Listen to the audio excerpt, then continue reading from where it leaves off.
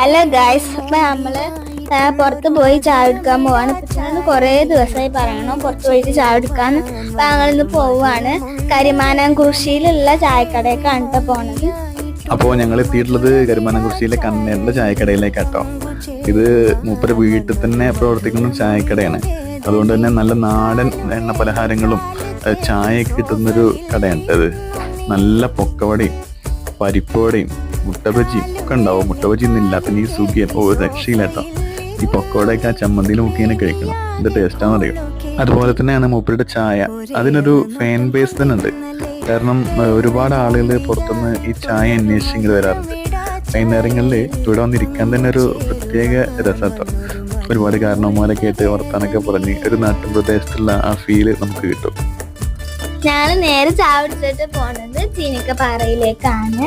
അപ്പൊ അതിന്റെ വിശേഷങ്ങൾ അടുത്ത വീഡിയോയിൽ പറയാം.